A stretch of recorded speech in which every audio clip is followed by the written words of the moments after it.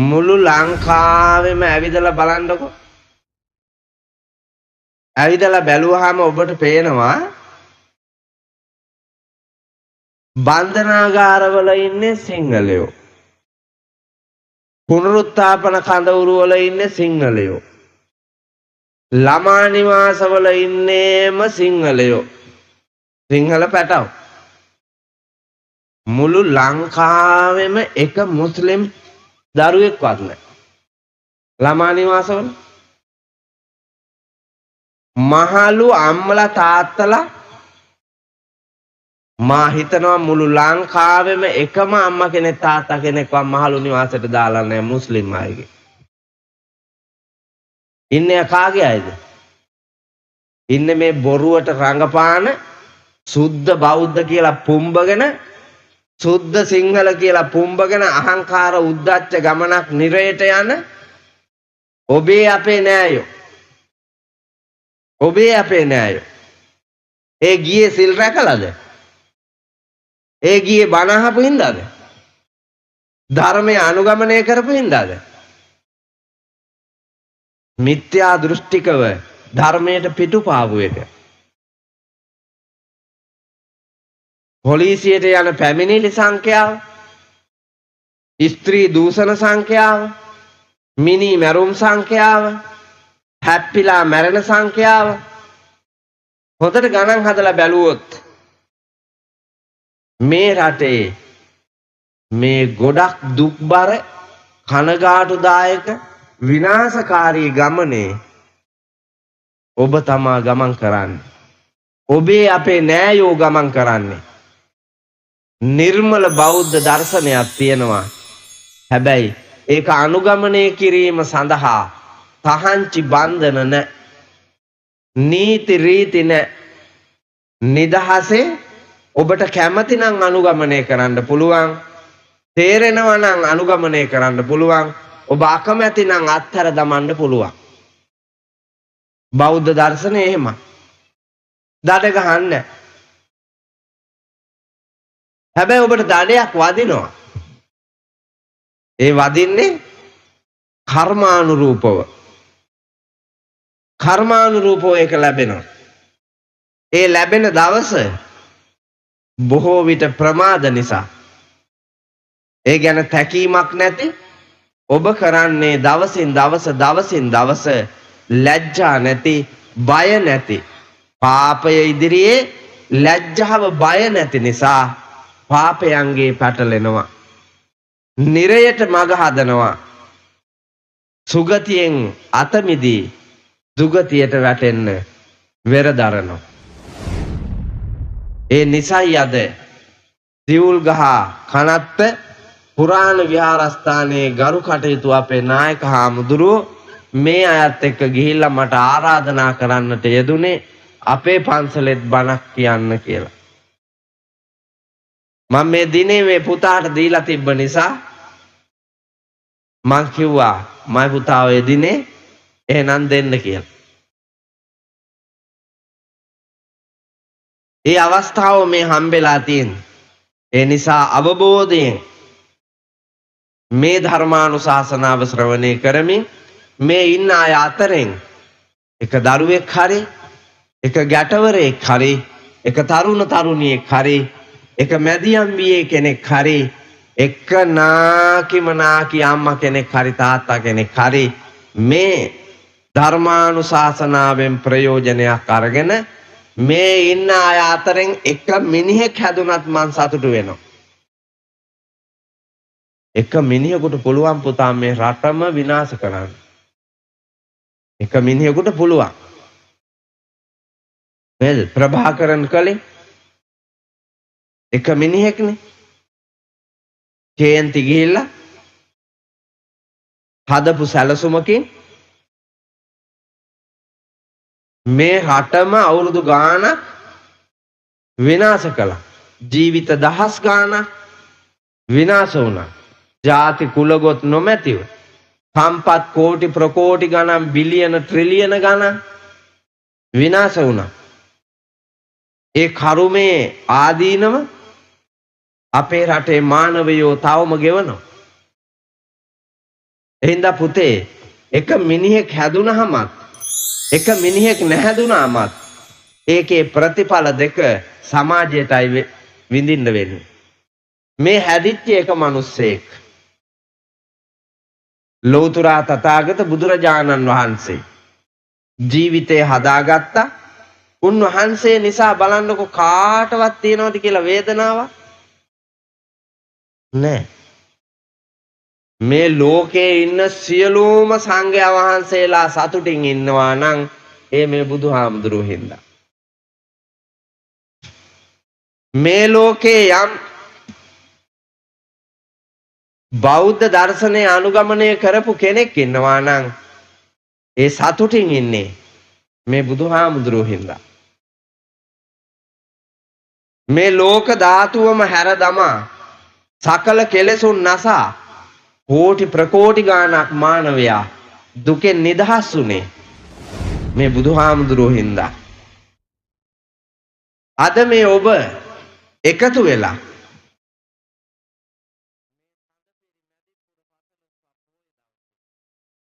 ජීවිතයට වටිනා යමක් දානය කරන්නේ, බෙදාගන්නේ, සාකච්ඡා කරන්නේ, අහන්නේ, අවබෝධ කරගන්නේ මේ ලෞතර බුදුරජාණන් වහන්සේ නිසා.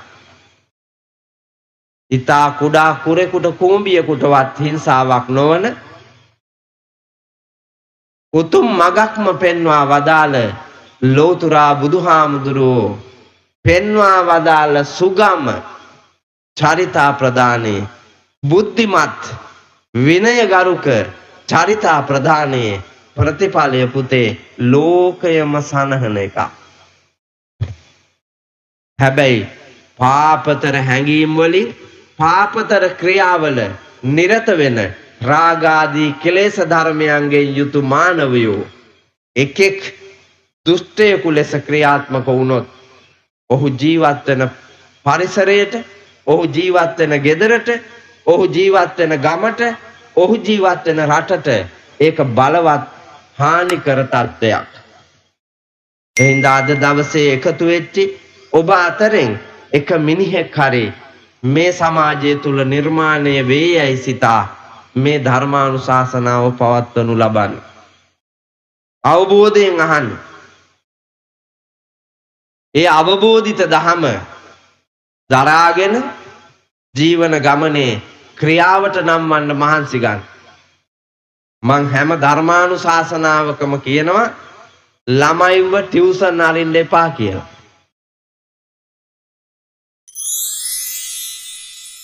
ඒ වුණාට නතර වෙලාද? නතර වෙලා නැහැ. ඇත්තටම ටියුෂන් අරින්නේ ඇයි මේ? ඉස්කෝලේ උගන්වන්නේ නැති හින්දාද? දැන් ඉස්කෝලේ තියෙන උගන්වන්නනේ, පඩි දෙන්නේ උගන්වන්නනේ, පොත් අච්චු ගහලා තියෙන්නේ උගන්වන්නනේ.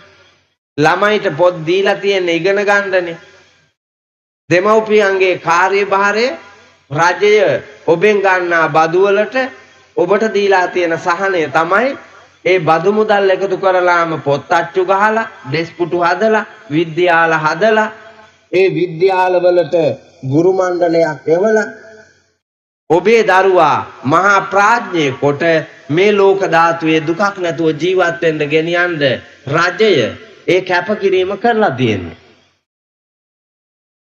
ඒ තියෙද්දි ඔබ ටියුෂන් ගාස්තු ගෙවගෙවා දරුවා රස්තිය අදුකාරය කරලා ඒ පුංචි එකා චූටි කාලෙම විනාශ කෙරුවා. පුංචි කාලෙම විනාශ කෙරුවා. මේ අධ්‍යාපනය තුල තියෙන කරුමේ තමයි රටට පටිසන් දීලා තියෙන්නේ. අනිත් එක ගෑනු පුදුම කුලප්පු වීමක් කුලප්පු වෙලා තියෙනවා. ටියුෂන් ගානේ ගෑනු, ඉස්කෝල ගානේ ගෑනු, පාරවල් ගානේ ගෑනු. ගෙදර වැඩ නෑ මේ කිලාට. අපේ ගම්මානවල රජරට වන්නේ උදේට ඉන්න නෑ ඉස්කෝලේ ගා. ගෑනු බයිසිකල් පදිනවා.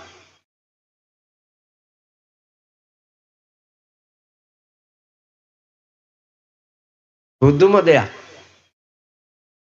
කන්නේ කඩෙන්මයි. උයන්නේ නැහැ ගෙදර. උයන්න වෙලාවක් තියෙන්න බෑ. මුන්දට ඇවිදලා නතර වෙනකොට ආය උයන්න වෙලාවක් නැහැ. ඒ හින්දා උදේට ඉන්දියාප්පයි හොදි. දවල්ට රයිස්. රාට කොත්තු. මිනිහා හොරකම් කර සල්ලි හොයනවා පුතා. මිනිහා හොරකම් කර සල්ලි පාඩිය මදි. ගෙදරම බැල්ලි ගොතන ලනුව කාලා. දැකලා තියෙනව නේද එහෙම එකක්? බෞද්ධ දර්ශනයේ තියෙනවනේ පුතා. මහා සුපින ජාතකේ. මම පුතාලා අහලා තියෙනවද මහා සුපින ජාතකේ? මහා සුපින ජාතකයේ දුවලා ගැනත් කියලා තියෙනවා. චූටි තැඹිලි පැල අඩි 4ක් විතර උස ඇති තැඹිලි පැලේ. පීදිලා ගෙඩි හැදිලා. ඒ මහා සුපින ජාතකයේ කියලා තියෙනවා තැනක. කොසල් රජුරෝ හීනෙන් දැකලා. ඒ ගමන බුදුහාමුදුරුවෝ ගාවට බය වෙලා යනවා. ගියාම කියනවා චූටි තැඹිලි ගස්වල ගෙඩි දැම්ම හැදෙන්නේ නැහැ. පහුවෙලා හැදෙන්නේ. ඒ හින්දා රජතුමා කලබල වෙන්න එපා. ඔය හීනෙන් කිව්වේ වෙන දෙයක් නෙමෙයි. තැඹිලි ගස් කලට පීදෙයි. ඔය හීනේ ආදීනවය තව වසර 10ක් හමාරක් යනකොට මේ ලෝකේ පුංචි හිරිමල් වයසේ ගෑනු දැරිවියෝ හිතුවක්කාර කොමට දීග ගිහිල්ලා චූටි වයසෙන් ළමයි හදාගෙන ජීවිතේම විනාශ කර ගන්නවා කිව්වා. 2025 තියෙනවනේ. අර ඕවයිසි මහත්තයාගෙන් අහන්නකො නැද්ද කියලා? පරිවාස හා ළමා රක්ෂක දෙපාර්තමේන්තුවෙන් අහන්නකො නැද්ද කියලා? කාන්තා පිහිට ආයතනයකින් අහන්නකො නැද්ද කියලා? ඔබ සමාජයේ දිහා ඇස්සරලා බලාගෙන හිටියා නම් ඔබේ ඇහැ කන වැටිලා ඇතිනේ. ඒ හීනේ ස්වභාවය. ඒ වගේම තමයි කොසල් මහරජුරුවෝ දුටු සිහින 16ම.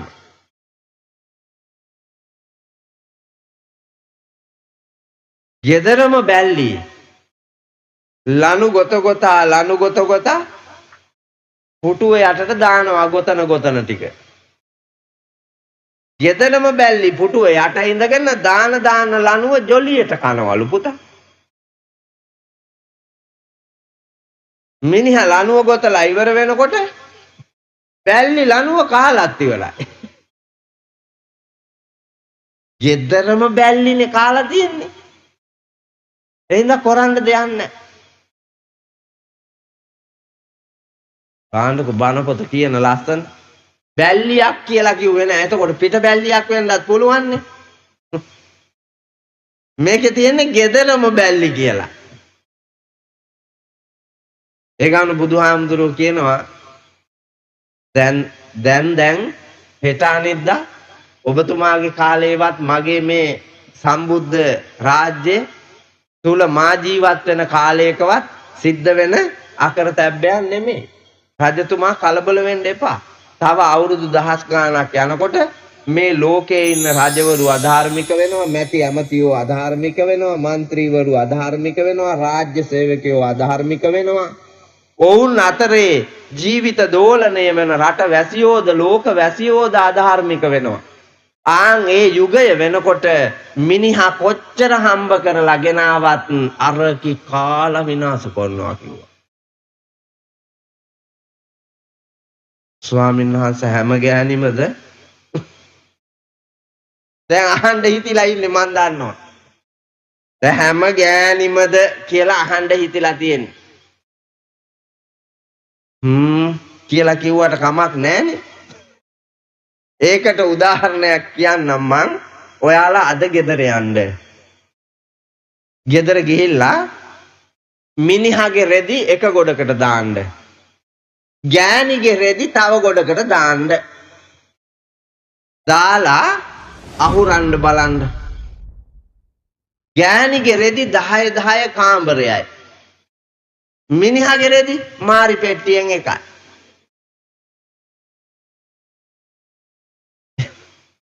ඌ හෙළුවෙන් දින්නේ. ඌ හෙළුවෙන් නෙමෙයි ඉන්නේ. ඌ කාන්තාවන්ට වඩා හොඳට වහගෙන ඉන්නේ. බෙල්ලටම කරලා බොත්තමක් දාලා අත් දෙක දිගට දාලා මැණික් කටුව ගාවට ෂර්ට් එක ඇඳලා විලිඹුව ගාවටම කලිසමක් ඇඳලා ඌ සියලු අංගෝපාංගයන් පේන්නේ නැති වෙන්න වහලා ඇඳගෙන ඔච්චර රෙදි තිබ්බ ගෑනු ඔච්චර රෙදි තිබිලා ගෑනු වහන්න යයි කියලා තියෙන මුන්දලා වහලා නේ සතරංගලක් පහලට පය ඇරපන්නේ එතන සිටන් ඉහළට සලු පළඳින්නේ දෙතන මඩල ඉඟ පෙකනිය වහපන්නේ කුලේ වැටේ දැනගෙන කල්ලරපන්නේ ඔවා පිරිමින්ට නෙමෙයි කිව්වේ කාන්තාවන්ට. ඒ නිසා දුරදිග බලලා මේ සමාජය වේගයෙන් විනාශ වෙන නිසා අම්මාවරු විශේෂයෙන්ම ධාරක ස්නේහයෙන් මානව දයාවෙන් ඔබේ දරුවාව සමාජගත කරන්න මහන්සි ගන්න. ඒ සඳහා ඔබට දැනුම පිණිසත් දරුවන්ට මව්පියන් ගුරුවරුන් ඉදිරියේ මානව ලෝකයේ ඇතුලේ විනය ගරුකව ජීවත් වන්නට අවැසි දහම් මගත් සියලු මානවයාට සම්මා දිට්ඨියෙන් ලෝතර බුදුරජාණන් වහන්සේ පෙන්වා වදාළ යහපත් මගක ගමන් කරන්නට අවැසි වටපිටාව සාධනය පිණිසත් මේ උතුම් ධර්මානුශාසනාව පවත්වනු ලබන්නේ. ඒ උතුම් දහමින් ජීවිතයට යම් අරුතක්ගෙන මෙලව ජීවිතය පරලොව ජීවිතය සකසා සංසාර දුක් නිවා ලබන අමා මහ නිවනින් සැනසීම පිණිස ධර්මඥානය ලැබේවා ලැබේවා ලැබේවා කියන උතුම් චේතනාවෙන් බණ අහන්න ලෑස්ති වෙන්න. පින්නතුනි, මම මාතෘකා කරන්නට යෙදුනේ බුදුරජාණන් වහන්සේ කර්මය පිළිබඳව අපට ගැඹුරු දේශනාවක් අනුදැන වදාරද්දී ඒ බරපතල විපාක දෙන්නට ඇති කර්ම ඔබට යම් ආකාරයකට වෙනස් කරන්නට පුළුවන් මගක් කියලා තියෙනවා.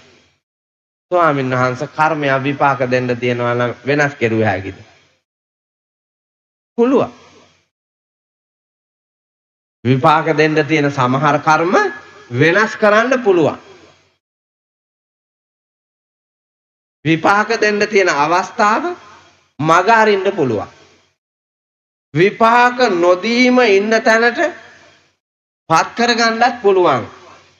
ආනන්තරීය කර්ම හැර බරපතල වූම අකුසල කර්ම හැර අනිත් ඒවා පැත්තකට තල්ලු කරලා දාලා ඔබට ඔබේ ගමන යන්න පුළුවන්. සමහර කර්ම විපාක නොදෙන තැනටම තල්ලු කරලම දාන්න පුළුවන්. ඒකට බලවත් වූ ක්‍රම හතරක් තියෙනවා. සම්පත් හතරක් තියෙනවා. ඒ සම්පත් හතර ගොඩනගන්න ඕන තමා තුල. මම ඔබට මාතෘකා කළේ ඒ සම්පත්තීන් හතර. මොනවද? මයි පුතේ විභාගයට ලියන්න ප්‍රශ්නයක් එනවා බුද්ධ ධර්මයට සියල්ල කර්මයෙන් සිදු නොවේ හේතු දක්වන්න කියලා. එතකොට ඔබට මේ සම්පත්තීන් අවබෝධ කරගෙන තිබ්බොත් ලස්සන උත්තරයක් ලියන්න පුළුවන්. ඒ වුණාට අපි අවබෝධ කරගෙන නැහැ නේද? දහම් පාසලක් තියෙනවා. දහම් පාසල් වයසේ ළමයි ගෙදර ඉන්නවා, ගමේ ඉන්නවා. නමුත් ඉරිදාට දහම් පාසලට එන්නේ නැහැ. කුරුණෑගල නගර පිරීලා ඉන්නවා පේනවා.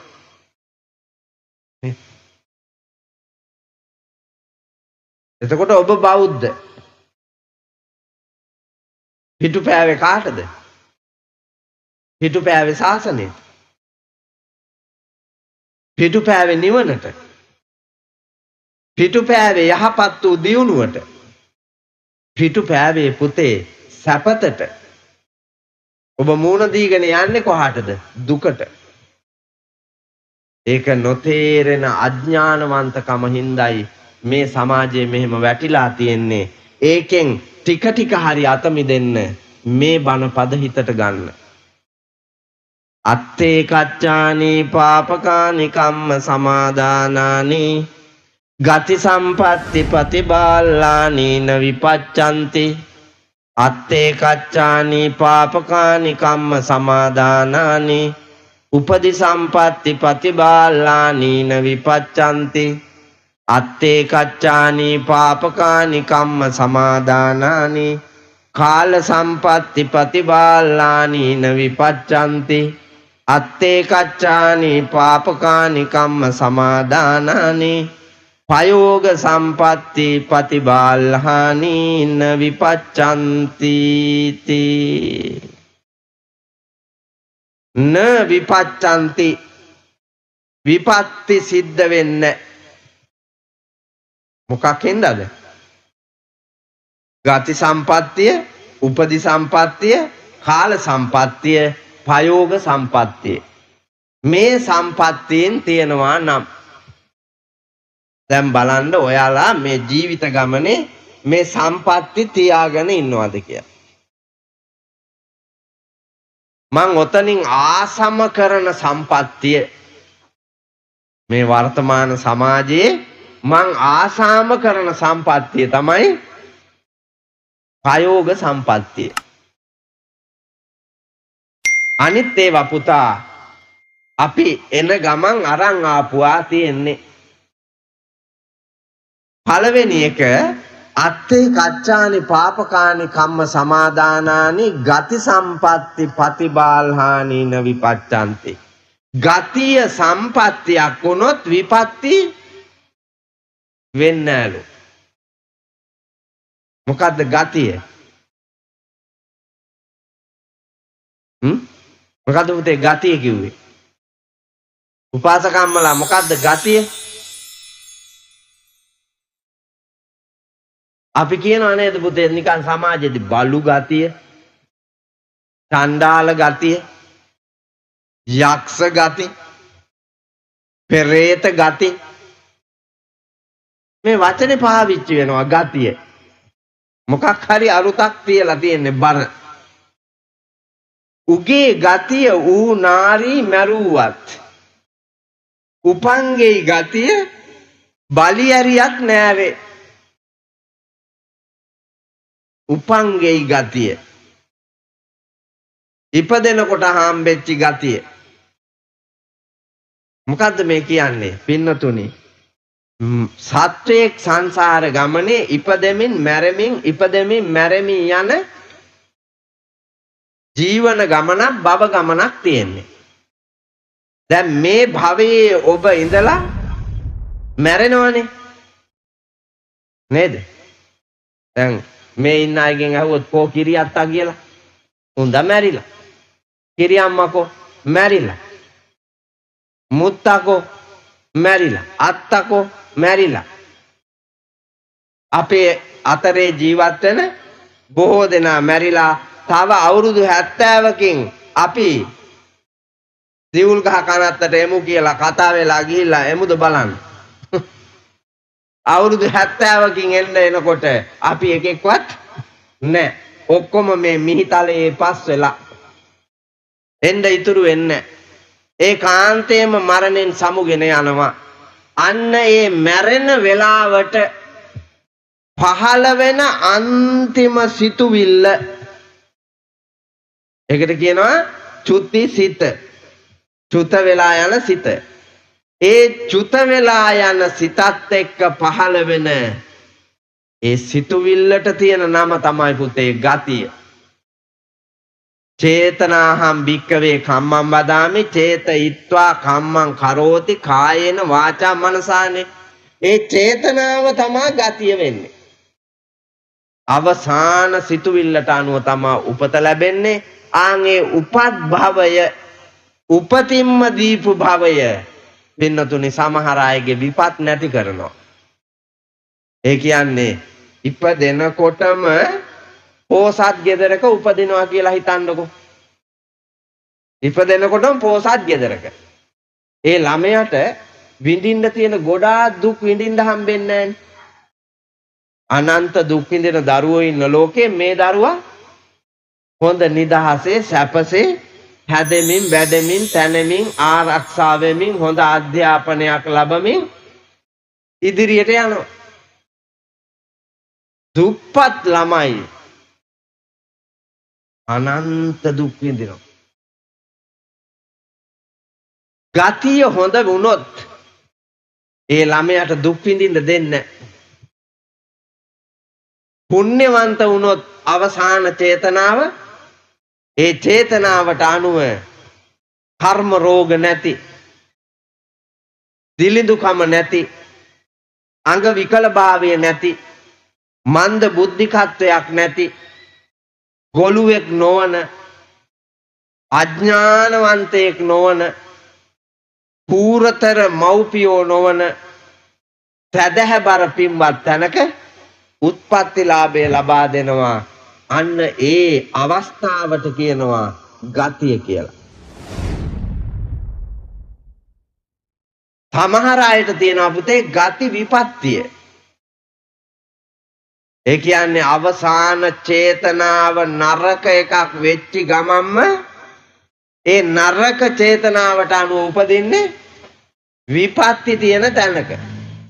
දැන් වල්කමේ ගිහිල්ලා පුරුදු මිනිහෙක් මරණ මංචකේ මැරෙන්න ආදනකොට මේකට පේන්නෙම හොරෙන් වල් ගමන් රිංගපුවා. බීතියෙන් මේක මැරෙනවා. වටේ ඉන්න මිනිස්සු දැක්කාම ලැජ්ජත් හිතෙනවා. ලැජ්ජාවෙන් බීතියෙන් මැරෙන වල්කොමේ ගියපු ගෑණියෙක් හෝ මිනිහෙක් ඊළඟට උපදින්නේ කොහෙද? ගතිය විපත්තියක් කොට එක්ක බල්ලෙක් නැත්නම් බැල්ලියක්. ඔබ මෙතන ඉන්නවා නම් වල්කොමේ යන ගෑණියෙක් හරි මිනිහෙක් හරි ඒකාන්තයෙන්ම ඔබ උපදින්නේ බල්ලෙක් හරි බැල්ලියෙක් හරි වෙලාමයි. මනුලොව ඉපදුනොත් ඒක ආපුතා නපුංසකයි. එහෙම නැත්තම් ඒ ලිංගික ආස්වාදයන් විඳින්නට තියෙන අංගෝපාංගයන් පින්නතුනි තද්ද බල කර්ම රෝගයකින් සහිතයි. විඳින්න නම් දෙන්නෙම නැහැ. බල්ලෙක් වෙලා බැල්ලියෙක් වෙලා විඳින්න පුළුවන්. හැබැයි විඳින්න ගියොත් ඒ විතර කර්මයක් මේ සත්ත්ව ලෝකේ මොකෙක්වත් විඳින්න නැතුව ඇති පුතා. බල්ලෝ වෙලා ලිංගික ජීවිතයක් ගෙවන්න ගියපු ගමන් බල්ලගේ කන් නැහැ, හකු නැහැ, බෙල්ල නැහැ. කාගෙන ගමක බල්ලෝ කා ගන්නවනේ. ලැජ්ජා බය නැතුව වල්කොමේ ගියපුවාම හම්බෙන විපත්තිය පුතා. ඒකට කියනවා ගති විපත්තිය. උත්පත්තියෙන්ම ගෙනාපු එක ආය මාරු කරන්න බෑ. උත්පත්තියෙන්ම ගෙනාපු කර්මය ආය මාරු කරුව හැකිද? මාරු කරන්න බෑ. බලු භවයක ඉපදුනොත් පුතේ ආපහු මැරෙන්න ඉස්සෙල්ලා වෙන තැනකට දැම්ම හැකිද? මිනිස්සෙක් කරන්න බෑ. ගැහණියෙක් වෙලා ඉපදුනොත් මව් කුසක මොන බෙහෙත බිදලා විශේෂඥයෙක් ගාවට ගිහිල්ලා හරි මාරු කරුව හැකිද? මට මහත්තයා ගෑනු දරුවෙක් එපා පිරිමි දරුවෙක් දෙන්නකෝ. දොස්තරට කියලා මාරු කරුව හැකිද මේක? මාරු කරන්න බෑ. ඒක කර්මානුරූප භාවය. අපි උත්පත්තිය ලබනවා මේ සමාජය ඇතුලේ යම් රූප ස්වභාවයකින්. ඔක මාරු කරුව හැකිද? මාරු කරන්න බෑ. ඔබ මාරු කරන්න හදනවා නේද? මං දැක්කා ගොඩක් ගෑනු මැරුණා පුතා විස වෙලා මාරු කරන්න ගිහිල්ලා. රූප ස්වභාවය මාරු කරලා එක එක ඒවා ආලේප කරලා ලෝකෙට පේන්න ලෑස්ති වෙනකොටම මේකි මැරුණා විස වෙලා. ඇලර්ජික් වෙලා. දැන් අලුතෙන් ගෑනු සුදු වෙන්න මොනවද උගානවලු පුතා? හම්බෙච්ච නිරෝගී මේ ශරීරේ මොක ගෑවත් ඔච්චර තමයි. මං ලෝකේ වටේම යනවා ගානවා නම් ගාන්න බැරියයි පුතා. ඕන එකක් ගෑව හැකි. මං ලෝකේ වටේම යනවා. ඔය තියෙනවා යයි කියන ඕනෑ තරාතිරමක සිවුරක් මට පොරවන්න පුළුවන්. තියෙනවා සිවුරුත් දැන් හදලා තියෙනවා වෙලෙන්ද පුතා රුපියල් 80000යි 90000යි 1,25,000යි සිවුරු. මරණකම් පොරවන්න සිවුරු ගත්ත හැකි බලන්න. ඒ මුදලට පොරවලා ඉන්න සිවුරේ තියෙන කොටු ගාන නෙමෙයි. ඒක විනයානුකූලද නැද්ද කියලා බලලා ලෞතර බුදුරජාණන් වහන්සේ දේශනා කොට වදාළ විනයානුකූල සිවුරක් පොරවා ගත්තා නම් මොන රෙද්දෙන් වුණාම මොකද අප්පා? විචූරණ ඕනේ නැහනේ ඒකට. ඒවට විචූරණ දාලා තියෙනවා. දැන් මෙහෙත් ගෙනල්ලක් දන්නේ අර මල් දාපු අටපිරිකර. 12 පිරිකර 12 පිරිකර මිනිසුන්ගේ අස්රවට්ටන්න මුදලාල්ලා හදාපුවා. ඔය ත්‍රිපිටකේ කොහේ හරි තියෙනවද 12 පිරිකරක් හා 16 පිරිකරක්?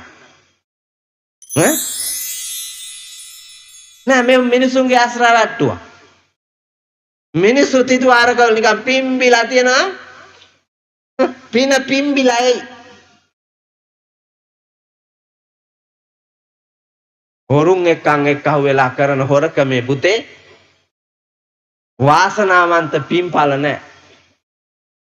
එහෙනම් කූට ව්‍යාපාරිකයන්ට අහුවෙන මෝඩ අම්මන්ඩිලා මෝඩ අප්පලා ඇහැ කන ඇරලා බැලුවොත් හොඳයි.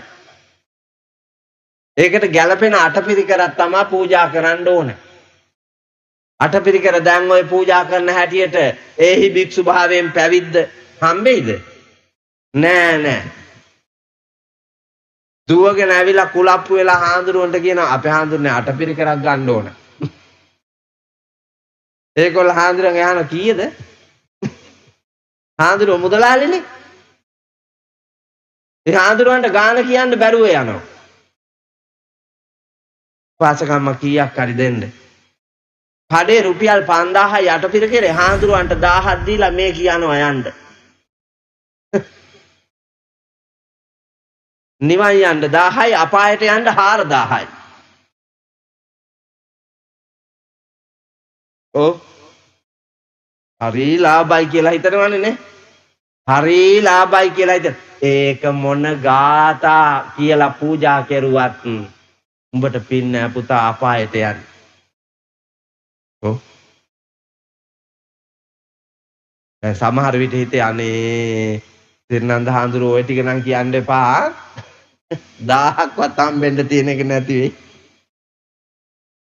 නෑ නෑ මම මේ 5000ක්ම අරන් දෙන්න හදන්නේ. සැබවින්ම සද්ධාව තියෙනවා නම් කඩේ 5000යි නම් ඇයි මෙතෙන්ට 5000 දෙන්න හිත කැමති නැත්තේ? ඈ? හොතන පිදුවත් මුනිදුන් උදෙසා කියලා ඔබ පුදනවා නම් මෙතෙන්ට 5000 දීලා ගත්තා නම් හරි. එතකොට චේතනාව සාසනික හැඟීමක් එනවානේ. හාඳුරුව යන්නේ කොහාටද කියන එක ඔය හොයන්න යන්න එපා. Taman යන්නේ කොහාටද කියලා බලාගත්තා නම් ඇති. අත්තාහි අත්ත නෝනාතෝ කෝහිනාතෝ පරෝසියා. Tamanට Tamanගේ පිහිට මිසක් අනුන්ගේ පිහිටක් නැහැ. පාංශකූල වෙලාවට ඔයාලා කියනවානේ හාමුදුරුවෝ 25 නමක් ඕනේ අපිට. එක හාමුදුරු කෙනෙක් වන් නැතුව වල දැම්මත් ගැටලුවක් නෑ පුතා. චේතනාව පාරිසුද්ධ නම් එහෙම වල දැම්මේ නැද්ද? එහෙම වල දාපුවා කොච්චර තියෙනවද? එතකොට ස්වාමීන් වහන්සේ අතරම් පාංශුකූලේ අනිවාර්ය නැද්ද කියලා ඔබට හිතේ? අනිවාර්ය නෑනේ ඉතින්.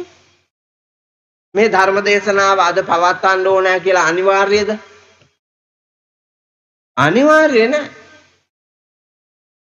අනිත්‍ය ප්‍රතිසංයුක්ත ධර්මානුශාසනා ජීවිත ගමනේ ඔබ අසා අවබෝධ කරගෙන තියෙනවා නම් ඒ අවබෝධයෙන් ඔබට පුළුවන්කම තියෙනවා නම් වලදාන්න ඒ ඇතිනේ.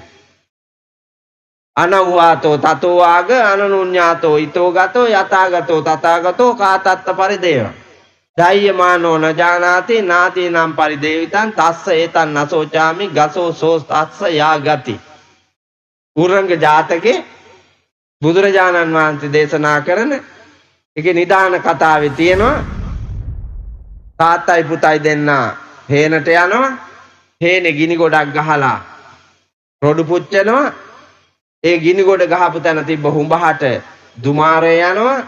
ඒක ඇතුලේ ඉන්න නාගයා කෝපාවිෂ්ඨ වෙලා ඇවිල්ලා කොල්ලට කනවා. කොල්ලා මැරෙනවා.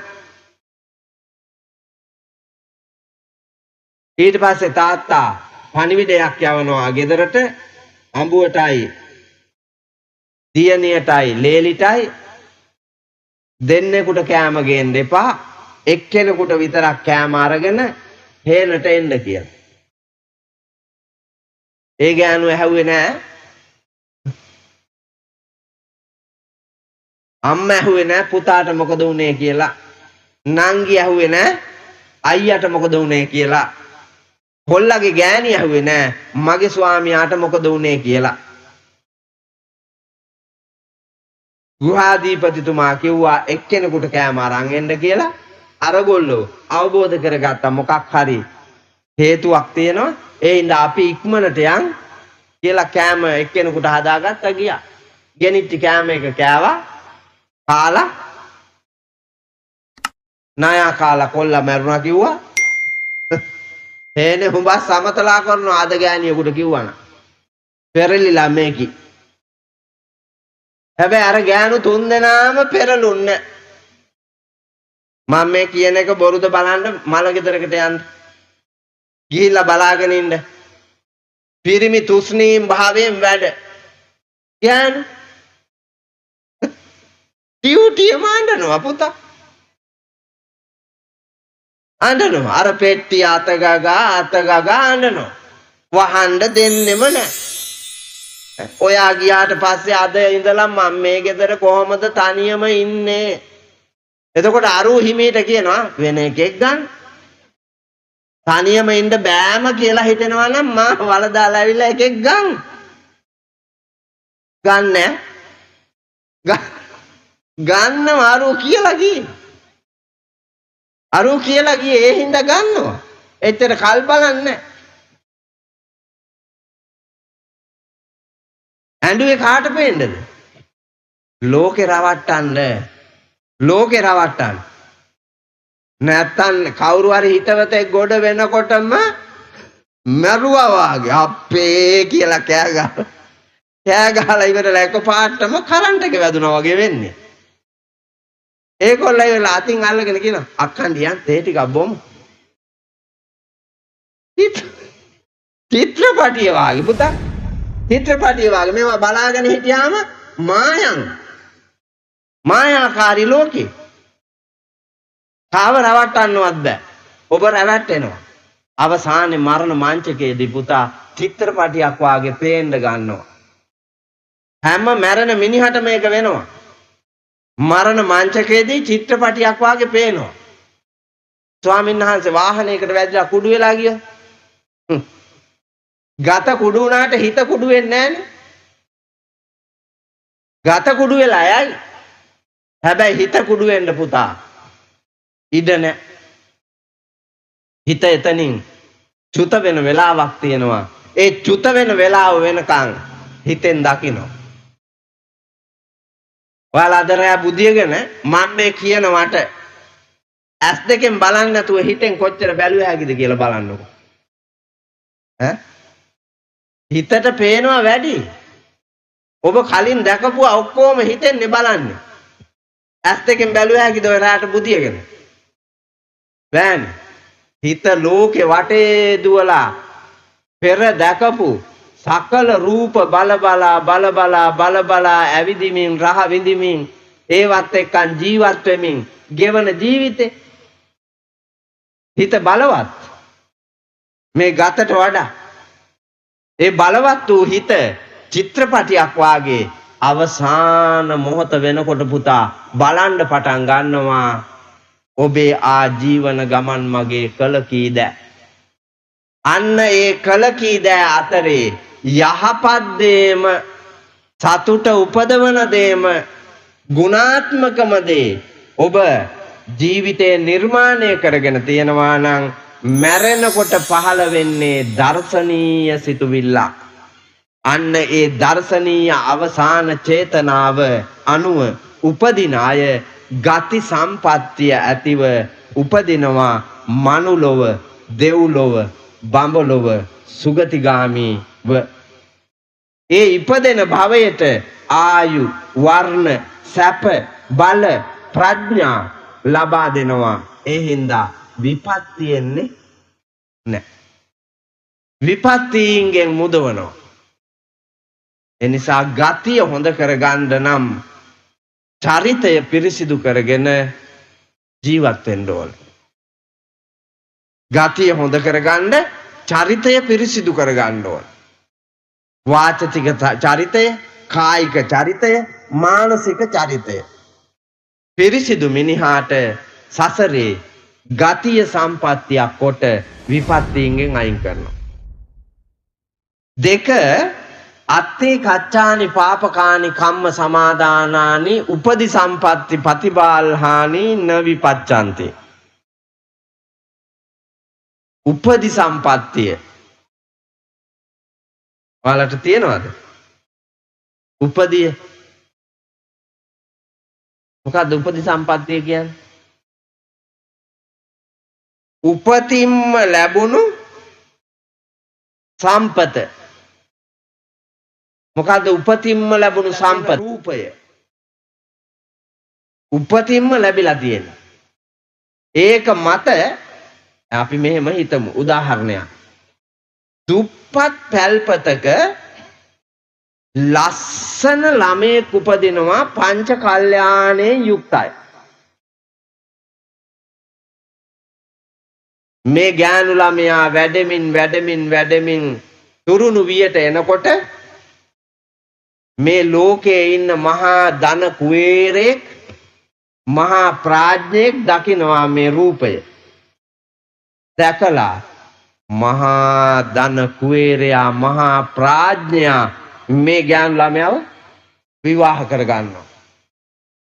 බලන්නකො.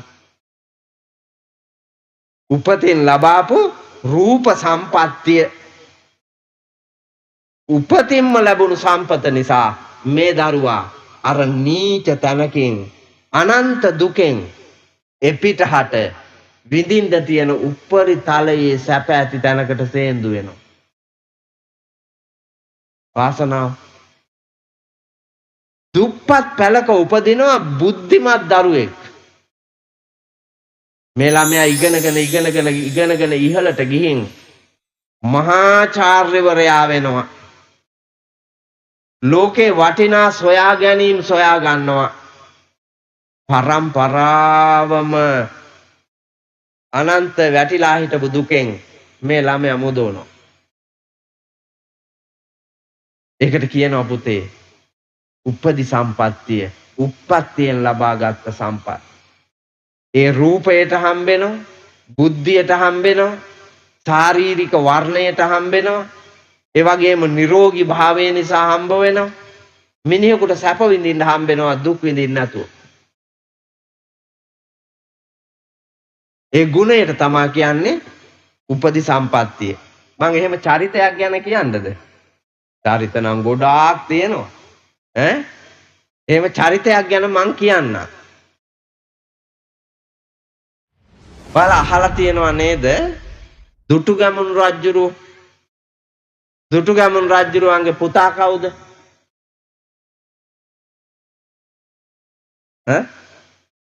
පුතේ දුටුගැමුණු රජුගේ පුතා කවුද? මේ අලුත් ඉස්කෝලේ ළමයි පුතේ දුටුගැමුණු රජුගේ පුතා තියා. අම්මටයි තාත්තටයි ඉන්න පුතාලා දුවලවත් දන්නේ. ඔව්. ඒක මේ අලුත් ලෝකේ හැටි. ලංකා ඉතිහාසයේ වලදාන්න පටන් අරන් අද නෙමෙයි. ඒ ලංකා ඉතිහාසයේ තිබ්බා නම් තමයි වටින්නේ. අපි චූටි කාලේ ඉස්කෝලේ යනකොට පොතක් තිබ්බා පුතේ සිංහල පොතේ ලස්සන කවි පන්තියක් තිබ්බා. මහලු පියා සහ පුතුන් තුන්දෙනා කියලා. 1977 අවුරුද්දේ මන් 3 පන්තියේ. ඒ සිංහල පොතේ තමයි තිබ්බේ. අපිට ඒ කාලේ කවි පන්ති ඔක්කොම කටපාඩම් කරවනවානේ ගුරුවරු. ගාථා කටපාඩම් කරනවා, සලෝක කටපාඩම් කරවනවා. එහෙම තමයි තිබුණේ. ඒ කවි පන්තියේ තිබ්බා පුතා කම්මැලි පුත්තු 3 දෙනෙක් ඉන්න තාත්තා දන්නා උත්සාහයන් අරගෙන ඒ ළමයිව නිර්මාණය කරන්න හැදුවත් මරණ මංචකයට යනකම් බැරි වුණා. තාත්තගේ දිරියෙන් හම්බ කරන දේ කකා මෙවුම් බුදි යවුවා. එහෙම වුන් මේ දිවුල් ගහ කනත්තෙත් ඉන්නවා. දොරටියාවේ ඉන්නවා, කුරුණෑගල එමට ඉන්නවා. මහ මිනිස්සුන්ට බර වෙලා, රටට බර වෙලා, මහ පොළොවට බර වෙලා කන ගෑනු දරුවෝ, පිරිමි දරුවෝ එමට. එවුන් හැදුවේ දෙවියන් වහන්සේ නෙමෙයි. මේ ඉන්න අම්මලා සහ තාත්තලා. ඔබ ඉන්නකම් කණ්ඩ දෙයි. මැරුණාම හිඟා කයි. ඒක තමයි දැනටත් කරන්නේ. රටේ අය කරන්නේ හිඟා කනවා. ඒ තැනට රටපත් වෙනවා වෙලා තියෙනවා. අදූරදර්ශී ගමනක නිමාව.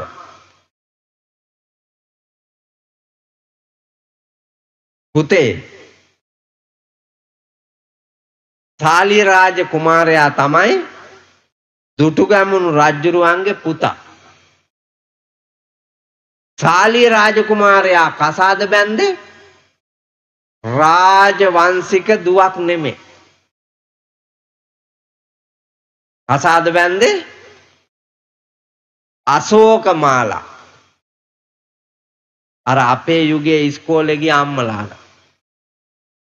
ඊටත් කලින් ඉස්කෝලේ ගියපු අම්මලා. අදටත් මතකයි පුතේ ලංකා ඉතිහාසෙ. මම එකයි කිව්වේ 1977 කවි පන්තියෙම මට පාඩම්. තාත්තා අන්තිම මොහොතේ මේ දරුවන්ට පාර පෙන්නලා මැරෙනවා. නිර්මාණය කරලා තියලා මැරෙනවා. හිඟා නොකා ඵලයව කියලා. වැදූ අම්මගේ හැදූ තාත්තගේ ආගමේ දහමේ රටේ ගෞරවය තියලා මහ පොළොවට බරක් නොවි ජීවත් වෙලා මැරියල්ලා කියලා තාත්තා පාර කියලා යනවා. ඔහුගේ පුතුන් 3 දෙනාම හරි කම්මැලි අන්නිසාම වැඩක් නොකර නිකං කෑම පුරුදුව හිටියා. මෙහෙම කලක් ගත වුණේය මහලු පියා ලෙඩ වුණේය. අවසානය ලං වුණේය එවිට 3 දෙනා. පියා ළඟට ඇවිදිල්ලා ඇඬුවෝ පා දෙක අල්ලා. එවිට පියා හිස සොල්ලා මෙහෙම පැවසුවා. දරුවෙනි මා මිය ගිය කල අයිති වන්න නැත දීපල. එහෙත් නිදානෙක සුල මුල සිහියට ආවා. මගේ ගොවිපලේ උඹලා අඩියක් යට බිම කොටලා පස පෙරලා බලපල්ලා නොදුටු නිදානේ. පියාගේ පන සැඟවුණේය මලගම වැඩ නිම වුණේය. නිදානේ ගැන සිහි වුණේය පුතුන් අටවහා. 3 දෙනාම යොදමින් වැර පෙරලූ බිම ගොවිතැන් කර යහමින් අස්වනු ලංකර ගත්තු සොහොයුරෝ. 1977 එක මං ඔය කිව්වේ. ගිය අවුරුද්දේ උගන්නාපු එක කියාපල්ලා බලන්න. එහෙම මතක නැහැ. ඕ අපිට සාමාන්‍ය පෙළ විභාගයේට ගණිත සූත්‍ර 11ක් ඉගෙනුවා. අටපාඩම් කරලා තියාගන්න ගණන් හදන්න ලේසි කියලා. අපි 11ම කටපාඩම් කරුවා. අදත් මට පාඩම්. දැන් මට අවුරුදු 56යි. මං තව අවුරුදු කීයක් ඉඳීද හැබැයි මට පාඩම්. මරණයෙන් සමුගෙන ගියත් මට ඒවා පාඩම්. ඒ පාඩම මතම ජීවිතේ රඳවා මියදෙන අපට පින්නතුනි සංසාර ගමනේ සුගති භවයක උපදි සම්පත්තිය ඇතිව ඉපදෙන්න හම්බෙන්න. බලන්නකො මං ලස්සන මිනිහෙක්ද කියලා පාටත් නැහැ. මේ අඟුරවල් මහතත් නැහැ. රූප ස්වභාවයේ මානවයෙකුගේ හැඩතල තියෙනවා දිව්‍ය කුමාරයෙක් වාගේ නැහැ. උසට සරිලන මහතට මහතට සරිලන උසට ආරෝහ පරිණාහ දේහ ලක්ෂණත් නැහැ. මං සිටු පවුලක රජ පවුලක ධනවත් පවුලක උපන්න කෙනෙක් නෙමෙයි. දුප්පත් යාචක පවුලක කටුමැටි කුටියක ඉටිරෙදි කෑල්ලක් උඩ ඉපදිච්චි දරුවෙක්. හැබැයි අද මං උතුරු මැද පළාතේ ඉපදුනේ. මේක පින්නතුනි වයඹ පළාතේ දිවුල් ගහ කනත්ත ඓතිහාසික පුරාණ විහාරීය පරිසරයේ චෛත්‍ය රාජානන් වහන්සේ අභියස කරවන ලද මේ මනරම් දම් සභා මණ්ඩපයේ ඉඳගන්න අද මේ වෙලාවේ වාසනාව තිබ්බ එකම පින්වතා මන්නේ. එකම පින්වතා මා මෙතන ඉඳගන්න වාසනාව ලැබුණේ උපදි සම්පත්තියක් ඉඳලා. මොකද්ද? ධර්මය දේශනා කරන්නට ලැබුණු වාසනා ගුණය. ධර්මයේ දේශනා කරන්නට ලැබුණු වාසනා ගුණය නිසානේ මෙතන ඉඳ ගන්න හම්බුනේ. හැම ස්වාමින් වහන්සේ කෙනෙකුටම හම්බෙනවද? හම්බෙන්නේ නැහැ. හැම මිනිහෙකුටම හම්බෙනවද? හම්බෙන්නේ නැහැ. හැම මිනිහෙකුටම මහාන වෙන්න හම්බෙනවද? හම්බෙන්නේ නැහැ. ඇයි? සංසාර ගමනේදී වඩන ලද දාන සීල භාවනා කියන ත්‍රිවිධ පුණ්‍ය ධර්මයන්ගේ බලයෙන් ලබාගත් වරම තමා පුතා මේ ජීවිතේ අපිට විඳින්න හම්බෙන්නේ.